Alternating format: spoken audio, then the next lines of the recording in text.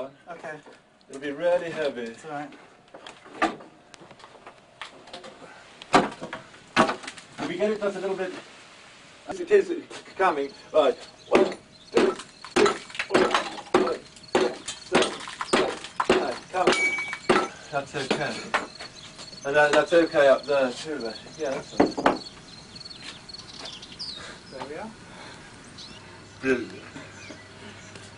Assured that he was breaking new ground in literature, and encouraged by evidence from readers of the personal impact of his writing, Mosley dug in. A decade of research in history, physics and philosophy, and exploratory trips to India and Spain, yielded a 2-volume biography of his parents and 5 interlocking novels, ending with Hopeful Monsters, about the emergence of a new generation of like-minded individuals around Max and Eleanor. The lessons of Mosley's war experiences are evident in Serpent, which draws upon the events which are said to have occurred at Masada, near the Dead Sea, in 73 AD. The 1st century historian Josephus wrote that a large number of Jewish zealots, who were trapped by the Romans and were about to be captured, chose instead to commit suicide.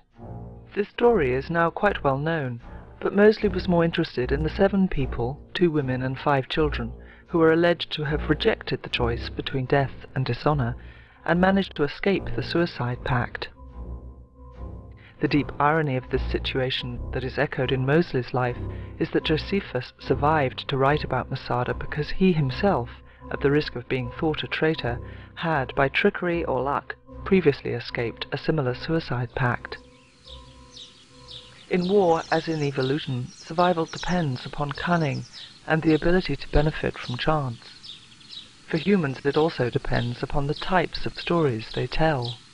If they truly value knowledge and the ability to change, then they might see themselves not as hapless innocents or trapped victims or as masters of the universe, but as trusting, hopeful monsters.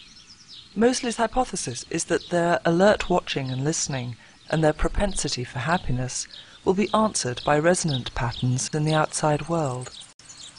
What's harming the environment isn't just something we can change by will, because it is actually us that's harming the environment. There's something in human beings, their sort of graspingness, their will to power, their will to get what they can for themselves and to damn everything else, and a lack of feeling for the whole. It's something in themselves that is the danger to the species. And for this, one doesn't want just a change of policy, one has to have a change of mind, a change of attitude. Human responsibility is not to organize the next stage of evolution, but to listen within themselves for what is somehow the pattern of it, the potentiality of it, is in themselves. After 12 days of discussion and odd jobs in Mallorca, they travelled with Mosley to a cottage which he and his family had recently leased in Sussex, his second family, that is. In the late 1970s, he and Rosemary separated and he remarried and had a son, his 5th child. They talked here about his becoming Lord Ravensdale. The title originated with his grandfather, Lord Curzon, and it came down to Mosley in 1966, just as he was beginning a novel about a Member of Parliament. However, he is quick to point out that in general the title, like his family name, has made it more difficult for him to establish his reputation as a serious writer. His private income, which has helped his career, did not originate with his aristocratic forebears. Rather it came from his maternal great-grandfather, Levi Zebedee Leiter, who had been a real estate magnate in 1890s Chicago. I was really bad at it. I mean, I was a really bad lord as far as the House of Lords went. I found it's not... to be a politician, you have to argue on one side or the other, you have to put a case, you have to be a lawyer, you have to blot out all one side of the case and argue something, and my friends, you know, the honourable members on the other side, a load of old rubbish, I'm right and they're wrong. And this was, I think, all writers think this sort of thing is wrong, but especially me. All my writing I'd done up to that point was trying to say, one must hold all complexities, see all sides of the question, and by seeing all sides of the question, one's own attitude to all sides of the question, out of this holding it in one's mind as knowingness, then right outcomes come. Well, this was out of the question for any sort of activity in politics. I was just useless. You absorb all the light around you, and you turn it into gold. Is that something you're writing?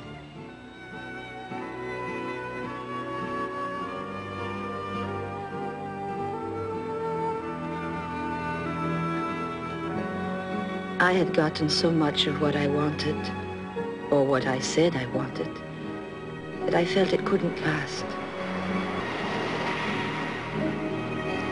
But then we would make love, and he would say, God is on the side of the greedy and beautiful. We went abroad together, Natalia and I, drove through vineyards and stopped at inns with trout pools. And we sat across a table with a checkered cloth and wine jugs, and there was a moon in a path to the water through palm trees, and happiness was something we could hold in our hands and turn. And I thought, what can we do now when we are happier than we have ever been before in our lives? For life is to keep moving. And I thought, I am like Faust, who was damned because he found a moment so beautiful that he asked it to stop. And I thought, who can save me? What voice from a cloud? And at that moment Natalie said, you know, when I get home, I won't go through with the divorce. And I think then I was hurt more than I had ever been hurt before in my life, because she would go back to her husband and had saved me. Yet even then there was something quite different happening. Pain, like previously the pleasure, was not quite the point. In Natalie Natalia, the middle-aged politician juggles conflicting loyalties, to his family and to his mistress, to the government and to the insurgents.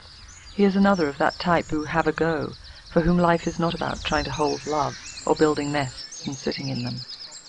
And I think my character, they want to learn what the hell life is. What is human life? What is human consciousness? Here we are. We are part animal, we're part conscious, we're part human, we're part God, whatever that means. What the hell are we? You can try to learn. I've worked very hard at my writing. I've kept my nose to the grindstone, but I've needed to do this to understand what I've seen, what I've learned, what I've read, or had passion about. I needed to understand how difficult passion is. It can be so wonderful, it can be so destructive.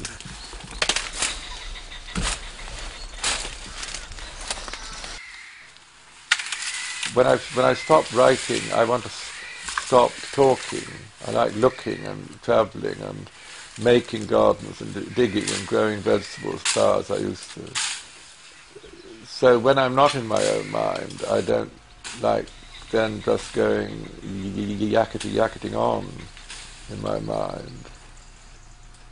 I think it must be quite hard to be in a close relationship with me. It must be quite hard to be one of my family, perhaps, because families on the whole need very mundane things, simple ways of caring and carrying on, and the needing. And I expect I do myself need from other people.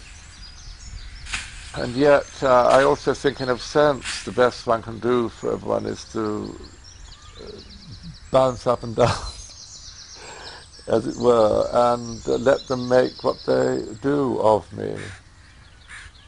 Under the wire? Going around the nose is like First World War.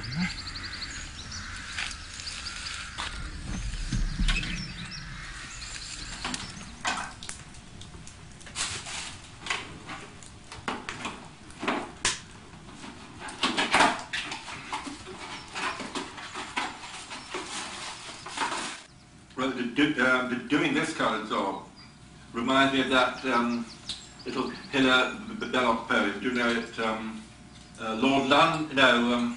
Lord Finchley tried to mend the electric light. It struck him dead and served him right. It is the business of the wealthy man to give employment to the artisan. Absolutely. So here I am. Yeah. Anyway, I like mending the electric light for one reason or another.